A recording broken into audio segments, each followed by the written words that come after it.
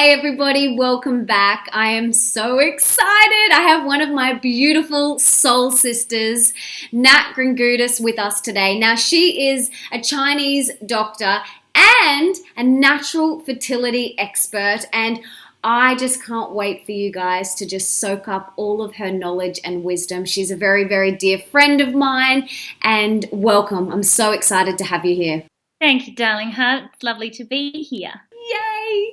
Well, this is one of mine and yours favorite topics to talk about is the hormones, the reproductive system, and all of that yummy, feminine, juicy goddessness that we have all going on inside us. But before we dive in, can you give us a little bit of a background on what are the most common things that you see that is where women are going wrong with their fertility and with their hormones? Yeah, I think the first thing, if I had to put it down to and narrow it down, because there's obviously a host of things and, it's kind of a accumulation of things as well. But if I had to say my number one thing that I think is really wreaking havoc with our hormones is the use of things like the pill or contraceptions like the Mirena or the Implanon, any synthetic contraceptive method, and let's face it, most women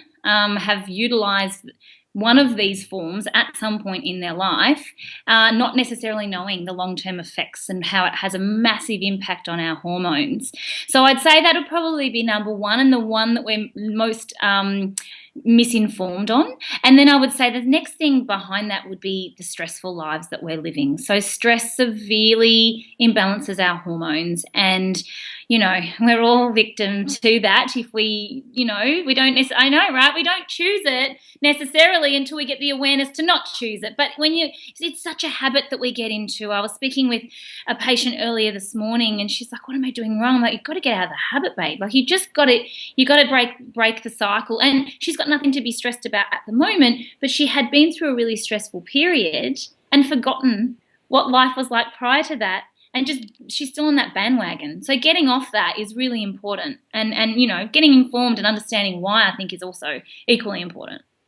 Absolutely. How do you feel, what are some things that you feel that we can do to decrease our stress? Because we live in such a fast-paced world. It is getting quicker and quicker. Just the other day, my 9-year-old stepson turned to me in the car. We're driving to school and he said to me, I can't believe it's November. And I was like, for a kid to say that, I remember when I was a kid and you used to think that, oh my God, a year was like 10 years. And it took so long for Christmas to come back around again.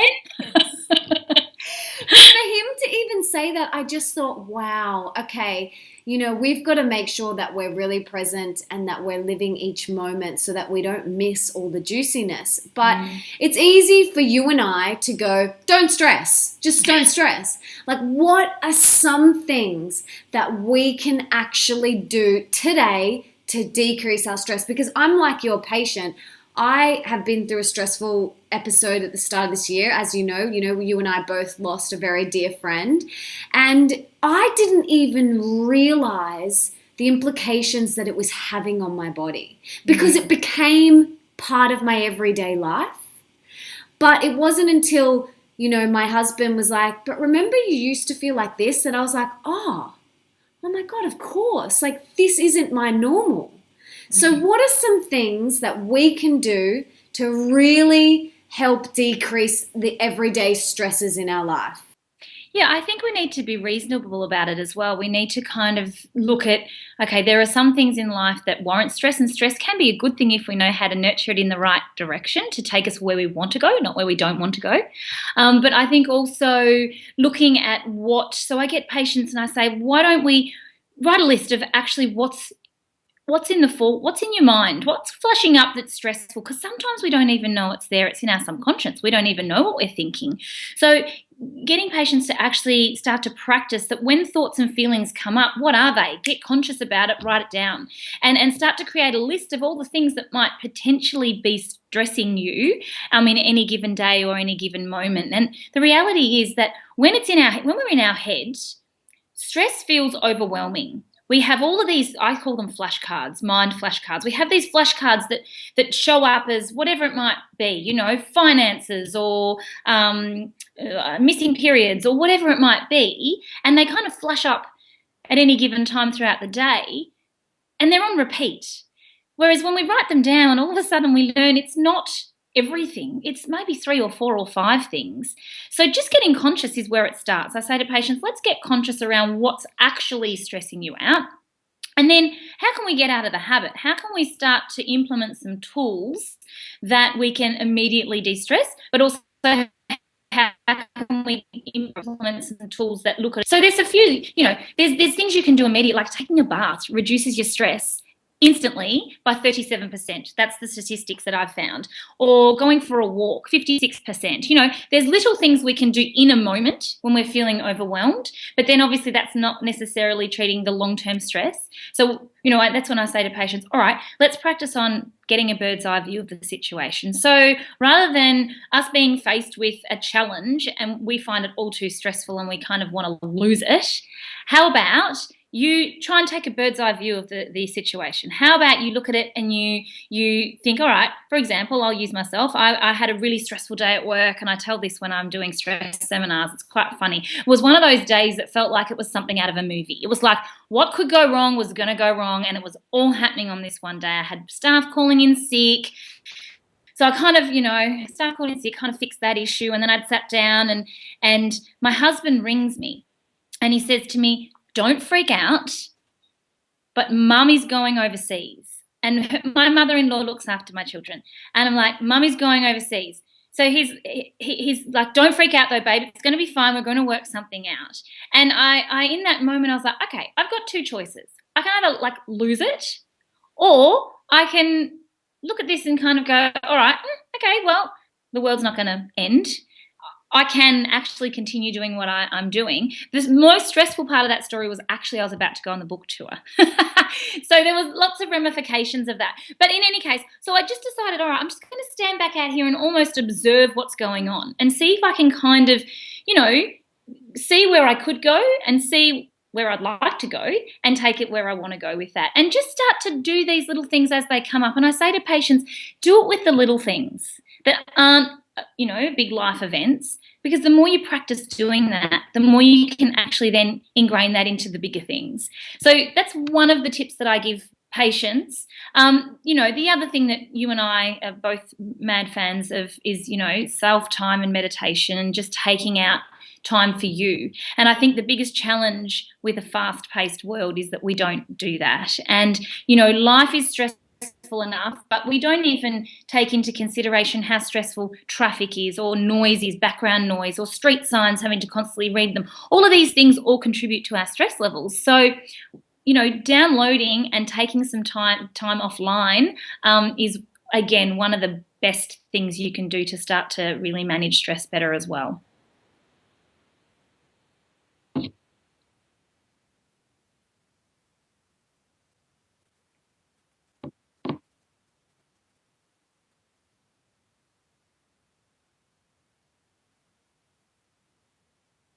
Yeah.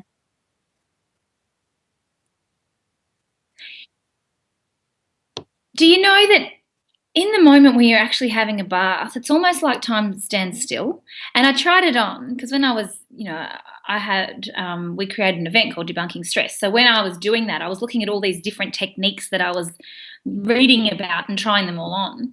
And the bath is hilarious because when you're in the bath, it's like nothing else matters because it's so divine. And I could hear my phone going off because I hadn't turned it off. It was out on the kitchen table. And I'm like, I don't really care right now. Whereas if I'm nearby, I'll be like, oh, who's that? I'll be interested, or it'll be in my mind at some point to go and look at my phone to see, oh, who's messaging me or who needs me, or, Whereas I'm in the bath, I'm like, I don't really care who needs me right now. And, it was really, it's being able to switch off and just really be present in that moment. And the other beautiful thing about bath and water is very healing. And, you can put some beautiful things into a bath to even enhance that as well, and things, like Epsom salts and those sorts of things. So, there's, and essential oils, there's lots of things that you can do, but it's an immediate de-stressor, and it releases all the good, feel-good hormones that we need as well. Love it. Now, one thing that I get asked a lot, and I'm sure you do as well, is a lot of people that are just starting on this wellness journey. They want to get off the pill. They're young girls, but they're like, I don't want to fall pregnant, and I don't want to use these synthetic contraceptive methods. What are the other options out there for these girls? Yeah, it would be the most common question, I guess, when people want to transition off the pill. I think it's also important to recognize that we're on the pill for far more than contraception these days. We're on the pill from everything from bad skin to PMS or ovulation pain or missing periods. I think it's really important to state that the pill doesn't actually offer a solution. So it doesn't actually fix hormone imbalance. You don't actually have a proper period whilst you're on the pill. And, if you are on it for something other than contraception, there is definitely other ways that you should look at treating these hormone imbalance. They're just signs and symptoms. Anything that our body's presenting us with is just a clue as to what is going on, or a clue for me as a practitioner. And it can be difficult sometimes to decipher and understand what's going on solo, but there's a lot of information out there as well to help us look at signs and symptoms and try and understand what our body's telling us. So I think that's really important to state as well. If you've been on the pill for contraception and wanting to come off, we know that the pill does severely wreak havoc with our bodies. It really upsets our digestive system. It stops us absorbing vitamins and minerals. For some women, it makes them crazy. It does all sorts of things. But at the end of the day, it really fundamentally it upsets our gut health, which means that, no longer are we able to utilize the foods that we eat properly. We start to see all sorts of other things happen. And so first and foremost, when transitioning off the pill, it's really important to reestablish what your menstrual cycle's like. It can be a little bit tricky. It does take time. It absolutely takes time. But it can be a little bit tricky to begin with because, you might transition off the pill and you might find that you don't get a period. And that might go on and on and on and on for a long time. So looking at what's actually going on there, I would encourage someone to just jump straight in and start to action, good lifestyle habits, good nutrition, good self-care. All of these things contribute to your body finding its groove again. And then, so watching it over, I would say to patients, once your menstrual cycle comes back, you want to watch it over at least 3 menstrual cycles to really know what's actually going on. And our body, again, serves us so many clues every single day of the week as to where we are in our menstrual cycle, what we're doing, what our body's doing. And when we can understand what's happening over the course of a menstrual cycle, all of a sudden the idea of being on a contraceptive method to prevent pregnancy 28 days of that cycle, every cycle, becomes a little bit crazy because really there's probably a 5-day window that you could have fallen pregnant, and that's been generous anyway.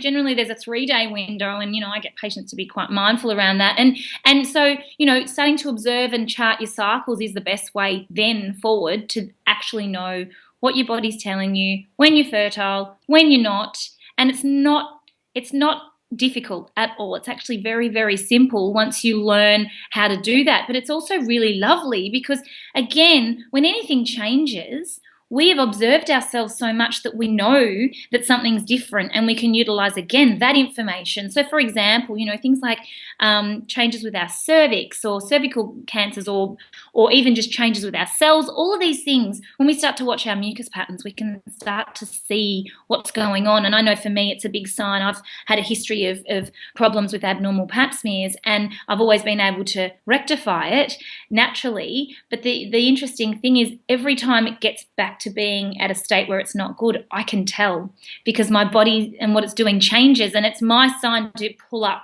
on whatever's going on, whether it's, whether nutrition hasn't been great or whether I've been too stressed or whatever it's been, it's my little sign to go, you know what, Nat, pull up because things are changing, and stress is a big factor in that, and that will really drive that as well. Now, I was on the pill for about 7 years. And I went on it for mainly to not fall pregnant, but I was getting pain and I was having pimples and outbreaks. And I was on it for 7 years. I didn't know any better. And I was so out of touch with my body and my femininity completely. And I have been off it now for about 6 6 years, I think. And I personally do charting. That's what I do using the Natural Cycles app. And I just chart. I take my temperature every morning. I put in when I'm making love, and I put everything in this app. And it's so rewarding to kind of have this tool and to see how your body flows. You know, over this moon cycle, this month, we go through ebbs and flows. We're going to feel more inspired at some points, and then we're going to feel like retreating and, you know, laying under our doona and not getting out. And that's part of the beautiful ebb and flow of life and of our beautiful moon cycle. And when we're on the pill, we are disconnected with that. It's like a band-aid. We're totally disconnected from that. So what if someone said, okay, I'm still not willing to just do charting. Like, what else can I do, Nat? What would you say? Yeah, I mean, look, there's lots of alternatives, and a lot of them are seemingly a bit high school. You know, barrier methods obviously are a first choice, and they probably, you know, especially if you're in a new relationship or yeah, look, regardless, the pill doesn't protect us from STDs. Let's not forget that. And I think that's really important, because STDs can wreak havoc and really lead to fertility issues. And when I say fertility, I'm not just talking about having babies. I'm talking about, you know, your body being the best version of itself reproductively for when the time's right. So, you know, looking at barrier methods, there's something that I haven't personally used it, but a lot of patients love the cervical cap. So it's a bit like a diaphragm, but it's actually smaller than a diaphragm. You can insert it yourself, whereas the diaphragm needs to be fitted. You can insert it up to 6 hours prior to having sex if you know you're going to have sex, and it just acts like a cap that stops the sperm getting through. I think that's a good choice because it's not delivering any synthetic hormones to the body. A lot of people have the question around the copper IUD. It's a common thought of to be, you know, because there's no hormones being released, that it's quite safe. For me, the issue is that they often go missing or migrate to the other areas of your body. So, you know, we're starting to see, and that has massive ramifications, you know, especially when it comes to pain. You know, people lose things like their tubes, and all sorts of crazy things can happen because it's not supposed to be there. Let's face it, you're not supposed to have a device implanted into your womb preventing you from falling pregnant. The other big the copper IUD is that your body wants copper and zinc to be in harmony, and when there's an excess of copper, very often we see that there's an imbalance with zinc. Now, these are two hormones that your thyroid strongly relies on to help create your, long story short, create your cycles each month. So, you know, long term there can be issues with that as well, and we just need to be clued up on this stuff and get the information. So, you know, you and I aren't saying you shouldn't do this. We're just saying, hey, did you know that these are the implications? Because I don't think it's being told to us when we're offered these as a solution. So yeah, the IUD is something that some girls feel is a good option. I don't believe that it actually is all that it's cracked up to be. So you really are left with barrier methods. And, you know, like I said, the more you know your cycle, you don't necessarily need to use the barrier all month round. You use it at the time when you're fertile as a protective mechanism. And again, if you aren't with the same partner, you definitely want to be looking at using that ongoing anyway, not just to prevent pregnancy, but to protect yourself from sexually transmitted diseases as well. Absolutely. Holy moly.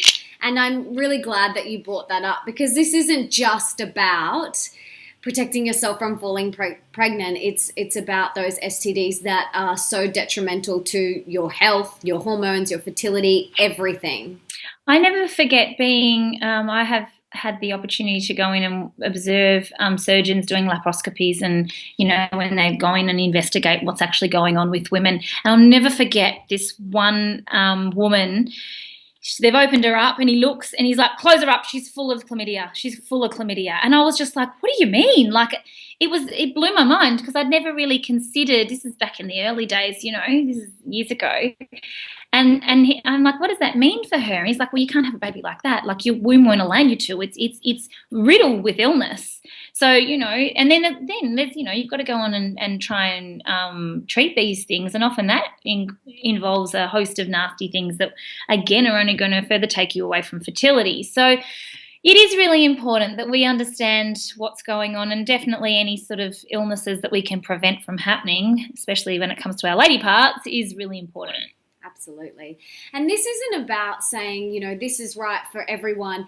My goal and your goal is to just lay out on the table all the different options, and then for everybody to kind of tune in and go, well, okay, maybe I'm going to try this and I'm going to try this, and just try on different ones and see what resonates and works for you. Because we're not taught this in school. I remember when I was in school, it was like, you don't want to fall pregnant, here's a condom.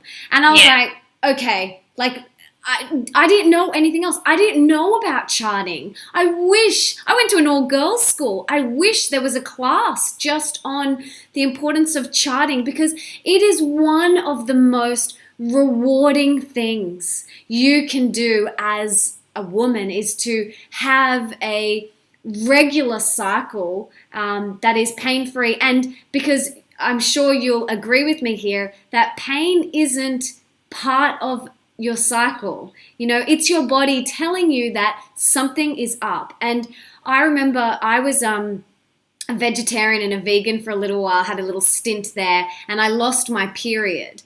And it took me a year and a half to get my period back.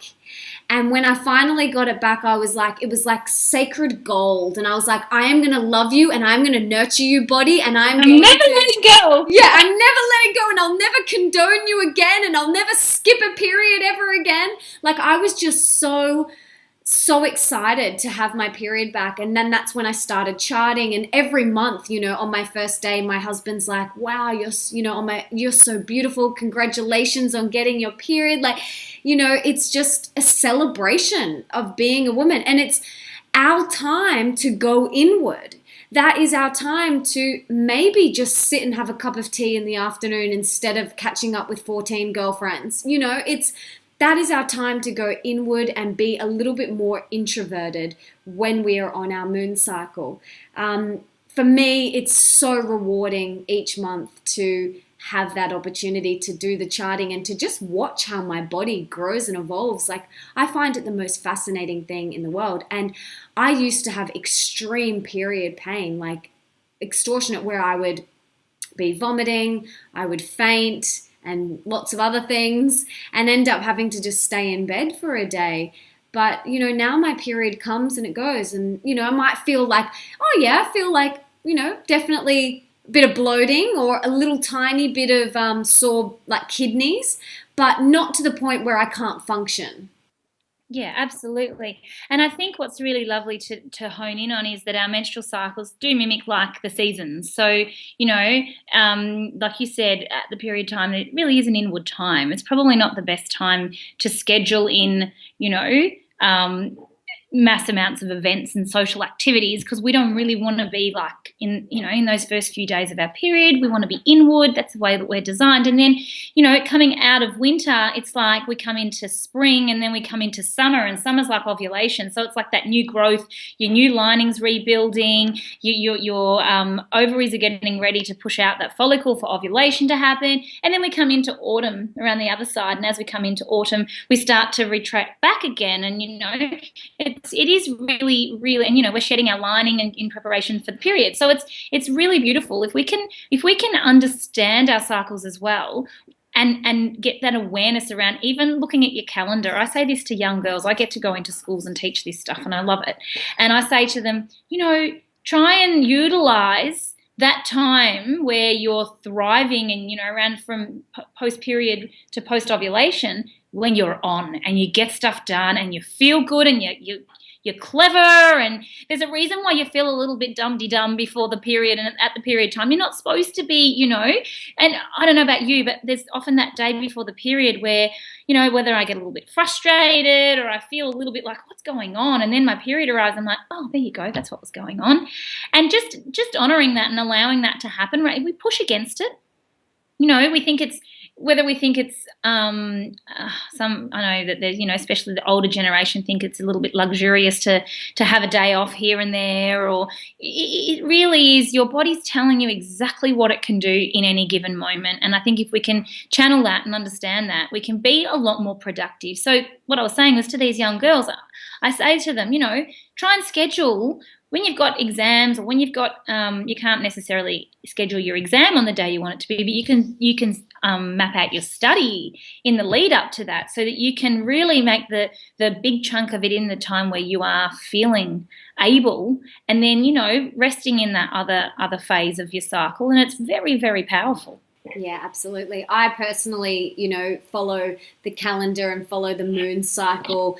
One goal of mine, when I finally got my period more regular, I wanted to get it in sync with the moon cycle. So I did things like lots of crystal work and lots of affirmations, where I put my hands on my ovaries and I did so many beautiful affirmations, on my ovaries, and I felt them. And I also did sleeping with the blinds open. So the night before the full moon, the night of the full moon, and the night after, sleeping with that direct full moonlight on your skin helps you get in sync with the moon. You can, if you don't live in something that allows you to do that, you can even do that just with like salt lamps and, those sorts of things to replicate what's going on outside. Not everybody has a bedroom window, unfortunately, but you can utilize lamps to start to do that as well, because there's actually sensors in your eyes that are connected to your circadian rhythm that are signaled by the light. So we are so in tune with our environment, we just don't necessarily realize that. And I say to patients, if the moon pulls the tides and you are 70% water, why is it not going to impact your body? Of course it's going to have a massive impact on your body. And if you ask any police officer or someone who has to regulate, people, what it's like the night before or the night of a full moon, they'll be like, oh, it's madhouse. Like, people go a little bit crazy. We are, and that's again when our hormones are out of balance, we're more likely to be affected by the moon. Whereas when our hormones are in balance, we're in our ebbs and flows, and, it's kind of just works. And what are some of the benefits of getting in sync with the moon cycle? I think that's how we're supposed to that's the way nature intended it to be. Obviously, if we look back at how our eyes are receptive to the light, and look, if your menstrual cycle's not in sync with the moon, a menstrual cycle is better than no menstrual cycle, and then we move on. So, it's not like we have to go out and have everything going on as of this moment. It's also when the body's ready and willing and can do what it will do it. So, it like when you said you waited a year and a half for a period to come back, it takes time to repair your body. I say to patients, when there's too much of something within your body, it's actually quite easy to take or calm things down. But when there's not enough and we have to supplement and restore and replenish and re-nurture, it takes time to rebuild that. So it's about being patient. It's part of the lesson, because, we want everything now. So I don't think it's necessarily a diabolic situation if you're not necessarily in sync with the moon, but there'd be a reason why that would be the case as well. So, I observe my cycles, and the last few cycles have been shorter and shorter, and I need to do some work to lengthen them out again, because obviously generally what happens is, not always, but generally if my cycles are shorter, I've ovulated earlier.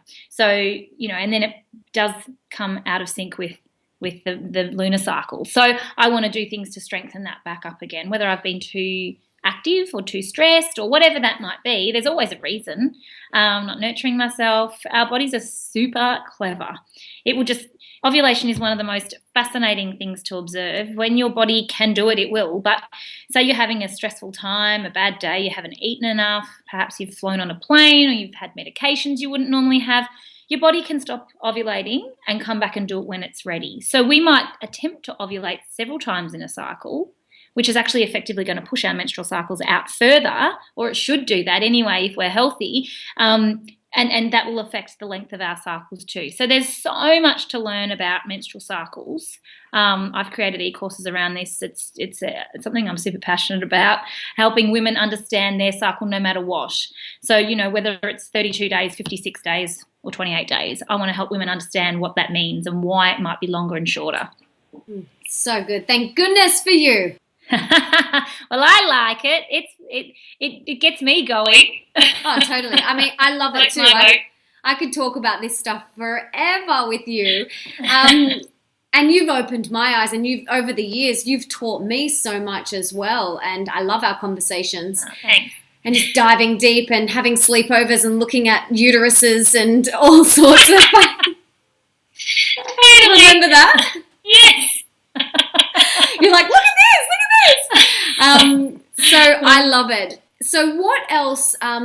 Actually, I wanted you to tell everyone, because I love this analogy. What happens when we're stressed and why we lose our period? Can you explain to everyone why that happens? Yeah, absolutely. I think there's two main groups of hormones that you need to be clued up on. They are your sex hormones and your stress hormones, and they're basically influenced by each other. So when our stress hormones are heightened, so that's adrenaline and cortisol, naturally our sex hormones are affected because our body needs to keep everything in a certain balance and kind of, you know, cortisol is a very bossy hormone. I call it the boss, and it comes in and basically is like, everybody do not move. I am in the house to save you from yourself. And which is a normal thing.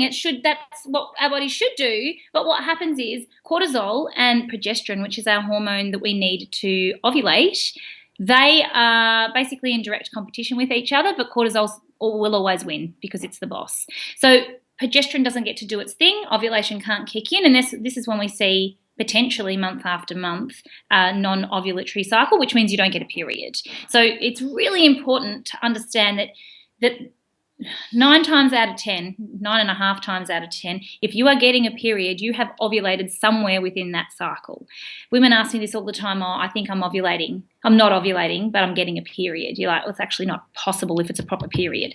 So just understanding that that's cortisol, that massive impact on your body to basically shut everything down, and it can explain a lot, you know, and I think it's really lovely because when we can understand, oh, if that's all that's going on, you know, people kind of go, oh, I've come off the pill, I don't have my period anymore, what's wrong with me? They think that they've got some exotic disease or illness, when in actual fact it's just their hormones are out of balance, and we need to bring your progesterone levels back up again and calm your cortisol levels down.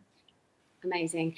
And I remember you telling me that when cortisol comes in as like, I'm the boss, it's, you know, giving those signals to your arms and your legs. Oh, yeah. Get out of there. Like maybe you're about to be attacked or by a tiger. So the energy is going away from your reproductive organs and out to your arms so that you can get out of there. That's how we're designed to cope with stress. Like your body hasn't necessarily been designed to cope with the fast-paced life that we live. It knows stress as being, like you said, there's a tiger coming, I need to save myself, I need to run as fast as I can to save myself, basically. And it does that. It pumps blood to our extremities, it shuts our organs down. We don't really need to digest that, you know, massive piece of chicken that we just ate or whatever. In that event, we need to focus on getting the hell out of there. But what, you know, we're not designed to do is constantly maintain that. And we're maintaining that same stress response, but we're sedentary at a desk. We're not necessarily moving. That's the best way to move cortisol out of your body, is to exercise and move. We're not doing these things, so we're not getting that. That's not happening, and this is where it builds and it builds and it builds, and it is super hard. Cortisol is really hard to manage, and, you know, we need to, again, it starts with getting conscious, like I said. That's one of the best ways to start to reverse the damages that cortisol can have on your body. So apart from, you know, nourishing, clean water, movement, self-love, decreasing stress, what else can we do? Is there anything else that we can do to support and help our hormones and fertility and reproductive organs?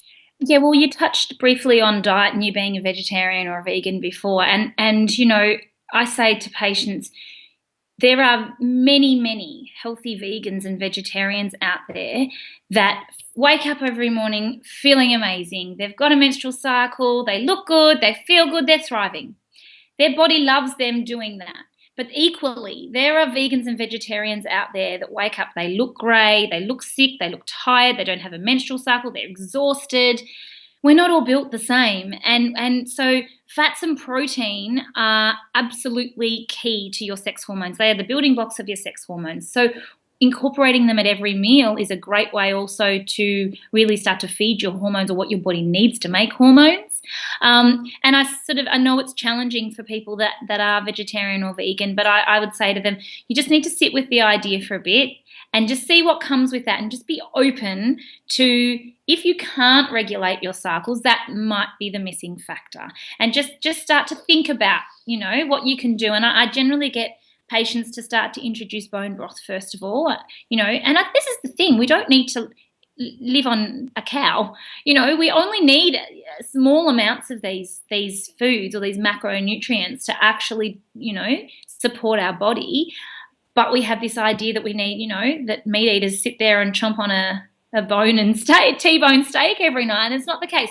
So starting with bone broth and getting patients to make their own, and utilising what I've been able to help them see is that they're using the parts of the animal that, generally out that nobody wants. So they're doing their bit for their environment and just getting comfortable around that. Now, like I said, there can be vegans and vegetarians out there that thrive, without meat in their diet, but they're in the minority, unfortunately. Our bodies there are certain amino acids found in meat, and they're only found in meat, and they're essential for balancing hormones. So it's just a matter of what's your body telling you today, and, what can you do to see if you can create change for tomorrow? Because the reality is, the saying, do nothing, nothing changes. And there's plenty of us out there that keep on doing the same thing day in, day out, hoping for a different outcome, but sometimes we have to switch it up and look at what we're missing.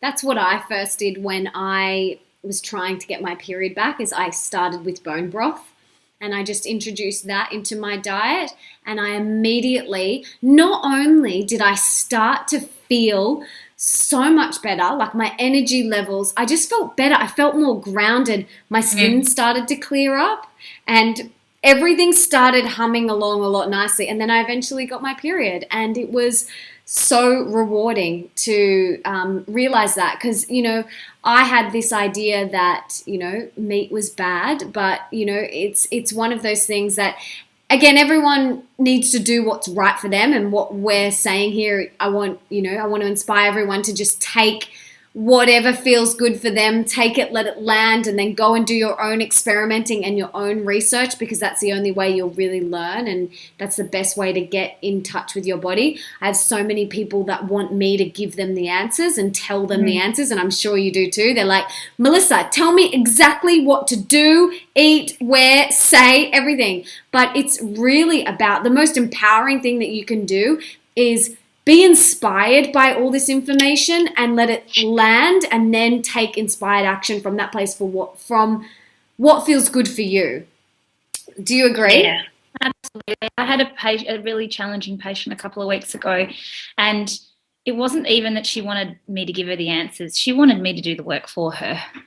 And I'm like, no matter what way I came at it, I could not seem to show her that she had to do the work, and she just couldn't get it. And we're still locked heads, because I'm like, I can't do this for you. I would love to, but that would also be completely exhausting. But you've got to do the work. You've got to want to do the work. And I think when the time is right, we will be open to the possibilities of the next phase of what we're facing. And even if coming off the pill is a challenging idea, you've got information now that might spark curiosity for you to look a little bit further and see what the fuss is about. And, and again, approach things like you said, let it land and see what comes with that, and kind of just massage the ideas through and see what comes from doing that. And I think, very powerful. Absolutely. Very, very powerful. And if someone isn't even thinking about having a baby, like they're like, it doesn't matter because I'm not having a baby and whatever, what would you say to that person? Because for me, it's like, it's not about just doing a detox 2 months before you want to get pregnant. Like, this is your health and your fertility. Like, this is the engine of your entire ecosystem. And if that's not humming, you will be depressed. You will be cray-cray. You will be like a moody cow. So, it's about not doing it for a goal of making a baby. It's getting it in tip-top shape, the best it can be for you. You know what's funny? Patients often say when I suggest, we need to transition off the pill, and that's the first thing they'll say. They'll say, I don't want a baby. And I'll say, I never said you said you did. That's not what it's about, I think what we need to be mindful of is that what we do now shapes our health for the rest of our lives. And, we are living at a time where not only are infertility rates through the roof, but menopause and transition through menopause, it should be a year. It should be something that kind of starts to get a few symptoms. They're not nice, but they're not terrible, start to feel a bit hot or whatever. And it should be a transition of around a year and a half, and you're on your way and you've transitioned through.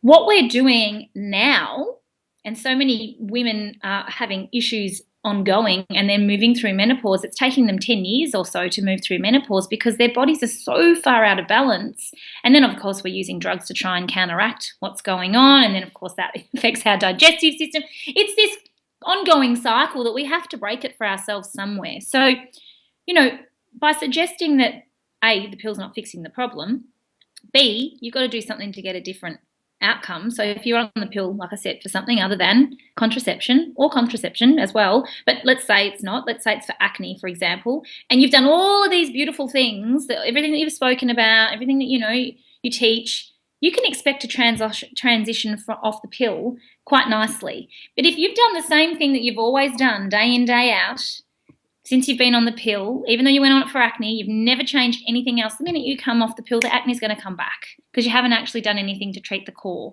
So I think, fertility isn't about babies. Fertility is about being fertile when the time is right, having a thriving reproductive system. Your reproductive system, your sex hormones, they are so important for much more than just your menstrual cycle. Progesterone is your feel-good hormone. It helps you sleep. It makes you feel amazing. I ask the patients the question, when's the last time you woke up and went, man, that was good. That was the best sleep. And if we're not doing that, why is that? What else do we need to look at? So it's not even, fertility is not just about, the end result being a baby by any means. There's so many little pieces that fit together. Fertility is about being healthy. Absolutely. And I'm one of those people, I wake up every morning and I go, one of the first things I say is, I love sleep so much. It's so good. And I'm like, how good is sleep? And my husband's like, yeah. And I'm like, I just love it. Like, it's the best. Like, I just love it so much. And for me, it's like hormone health, really good hormones means, I'm happy. Like you said, it's that feel-good hormone. Like, when my hormones are out of whack, I can go a little bit cray-cray. I can feel a little bit depressed. So that's my indication that something's not quite right, that I need to kind of, pivot a little bit. Yeah, absolutely.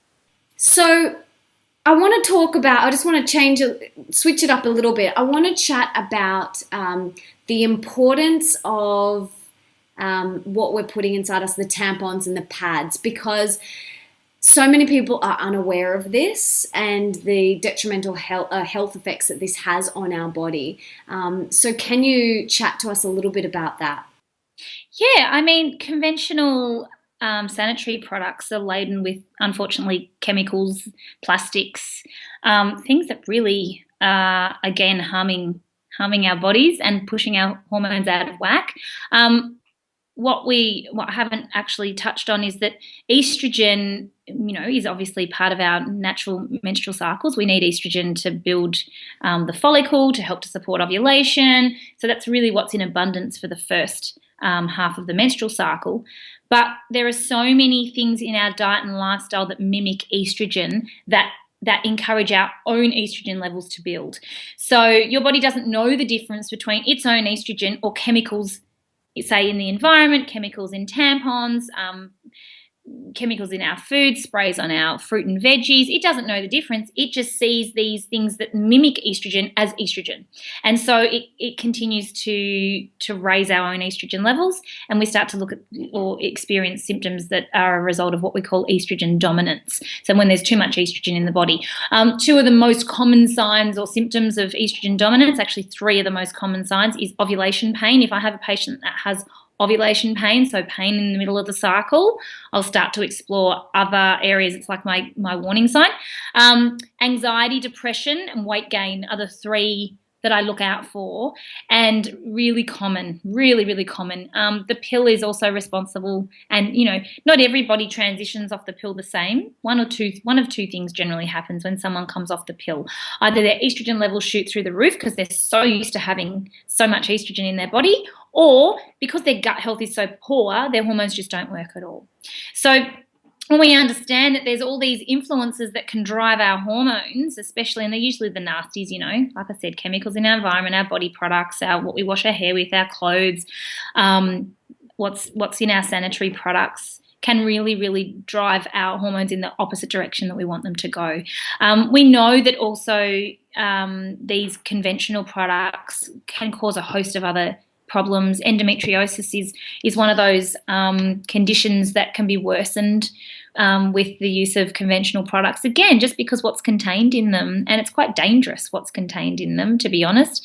The beautiful thing is that there are companies out there that are making organic tampons nowadays, that we can move away from the old school products that aren't doing us any favors, and you know, you can still have the luxury, if you'd like to use, you know, there's a variety of things you can use at the period time, but if you are using pads or tampons, to be choosing organic. Absolutely, it is the most intimate part of your body. It's, you know, you're directly in contact with your reproductive organs. You want to be looking after them, and you know, the other thing that we know is that a lot of these conventional products, I mean, the reason that they've got plastics covering them is because fibers can come off in your body, and this can be an issue. The reality is that if they're cotton and then organic, it'll come out anyway. So it's not such a big factor. I think it's probably a cheap way to produce it. I know that a lot of the conventional products, I know Tom especially, the way that they prepare their tampons is that rather than piecing it all together, it's like one long piece of cotton, so it's not as likely for that to happen. So it's, again, understanding what you're putting in your body and why, and just start to question everything. I know it can do your head in slightly, but, you know, one by one, start to think about the things that you're using. I have patients that say to me all the time, oh, I got rid of everything. I got rid of, you know, I changed my cleaning products, I changed my shampoo, I changed my body products, blah, blah, blah, but I forgot about my shampoo, and I've been using this same shampoo for a year, and then I looked the other day and went, oh, what was I thinking? You know, it's mind-blowing, but we've got to start somewhere. So just start small and one thing at a time. And it's a journey, you know. It's a journey. You start with the food, and then you do the body products, and then you do the makeup, like whatever, you know, or you can go completely cold turkey and throw out everything and just go, I'm done. But it's up to you, you know, however you want to go through this process. But I love what you said, question everything.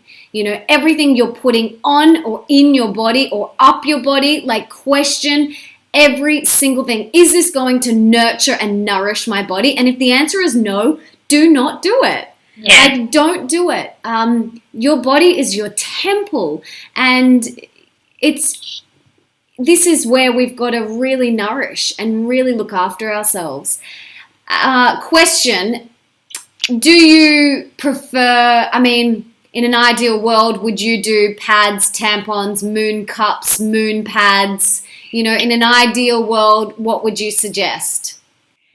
It really depends on the person. If someone has, say, endometriosis, I would say, look, pads are probably a better idea. Personally, I hate pads, but that's just my personal preference. I was always taught at uni from a Chinese medicine perspective that pads are the best thing that you could be using. I don't really have any issues, so tampons work fine for me. A lot of people love menstrual cups or the moon cups.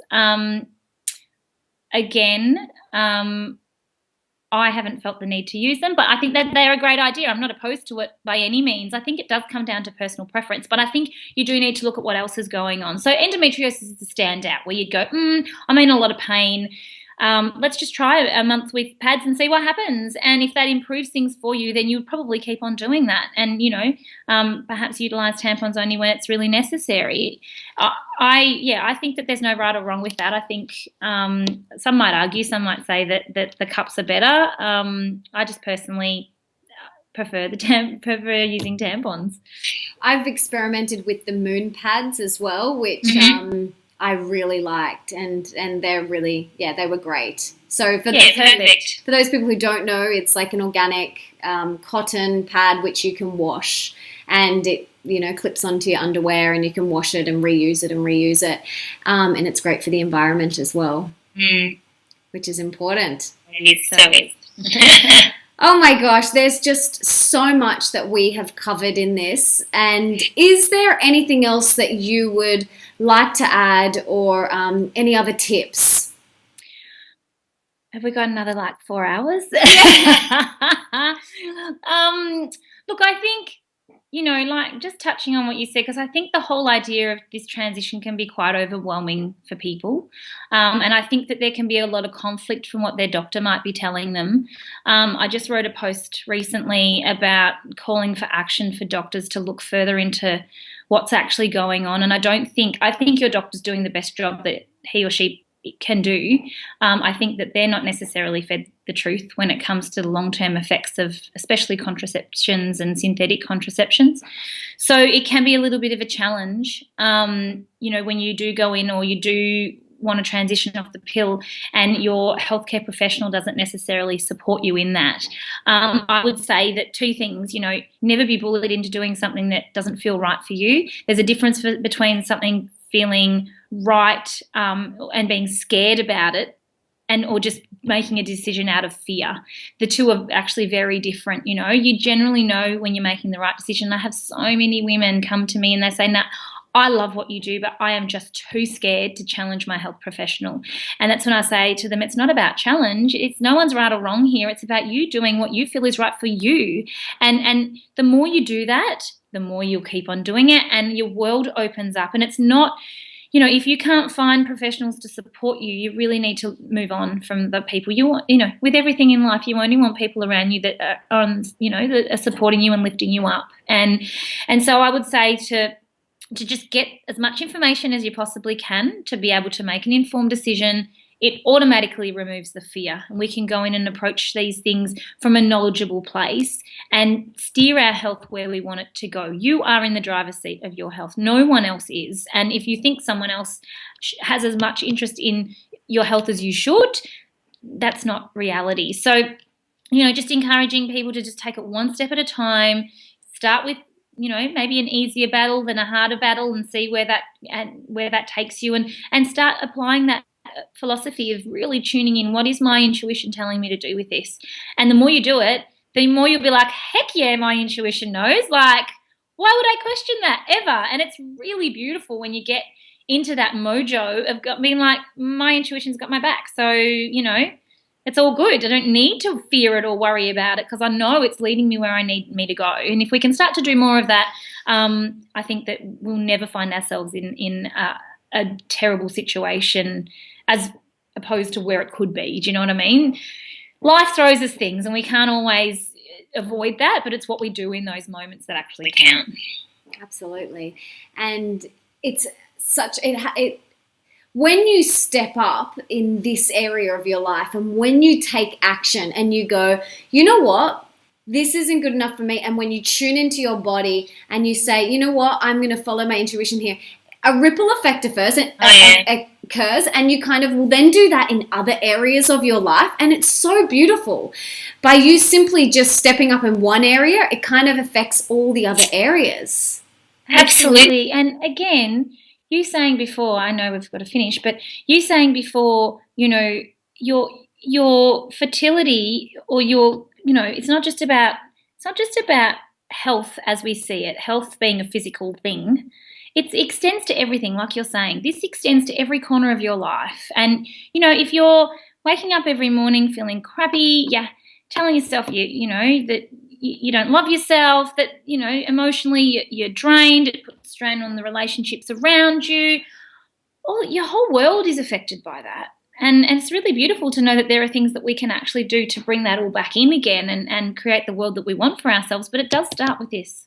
Absolutely. And I love what you said. It's about educating yourself. Like, really become a detective with it and just read and listen and watch and discover as much as you physically can about this topic. Like, I am constantly reading about this stuff and listening to podcasts and diving deep and chatting to Nat and doing all sorts of things, because I want to be the most informed that I can be so that I can make the best decisions for me and my body and for my family.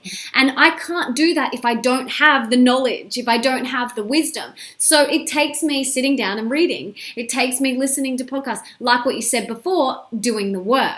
Yeah. And that's what I want to inspire everybody to do, is to just go and educate themselves and make the best decision from that place, because you can't make a true decision if you aren't fully informed. Absolutely. Well, on that note, I am just like, my head is spinning. I'm so inspired. I love chatting to you about this stuff. It just really spins my tires. There's so much involved, and it's so you could just keep diving down the rabbit hole. But I just want one little tip that people can kind of go away with right now and do. What would that be? Oh, where do I start with that? I think choosing one thing as of today that they're going to do differently. You know, hopefully something's resonated that we've spoken about. And what's your one thing that resonated most with you, and how can you action, or what can you start to do to action change with that? And just start, like I said, you know, some people want to go in and they want to throw the whole beauty cabinet out and they want to read everything in one go, which is great. But if you're not that person, just take it one step at a time, and that will take you to where you know, once you get the hang of that, you add another one thing and keep doing it that way. Just about putting one foot in front of the other. And I would love everybody to share their one thing that they're going to do in the comments below, so that Nat and I can read it and cheer you on from the sidelines, and, you know, offer any advice or support that we can, because I know it's not easy. I know it can feel incredibly lonely, and you can feel very scared and vulnerable and overwhelmed, but know that, you know, we are so blessed to have the amount of, you know, the internet, with the amount of knowledge and wisdom that we have access to, like, and the people that we have access to. It just blows my mind. So just jump on there and dive into it. One more thing, your favorite book or product or something that people could dive into? The Pill. It's actually called The Pill, and it's by Alexandra Pope. I want to say it's definitely Pope is the surname. That is the most incredible book you'll ever read. If you really are skeptical, she is the woman, and there's so much research and evidence and scientific support for what's actually going on. It talks about cancers and the pill, and, you know, lots of stuff we haven't had a minute to speak about. But if you want to start there, anyone can benefit, because this information, again, we need to pour this out to our loved ones, our sisters, our cousins, our besties. Everyone has the right to know this information. Absolutely. Well, I am so grateful that I have you on speed dial, and I can ask you anything whenever I need it. And, you know, I'm just so grateful to have you in my life, and for the work that you're doing, Nat. It just comes from such a beautiful place, and I love what you're doing, and you can really feel the love. So I'm just so grateful. Oh, thank you. Give me tears. Well, it inspires me, and you know, I think if we can just change women's life for the better, we all have that right. It's our right as women, and I think the more we can have that information, the healthier we can have that knock-on effect for future generations as well. Absolutely. Well, I love you, and I'm so grateful. Thank you so much. Thank you, darling. Bye. Bye.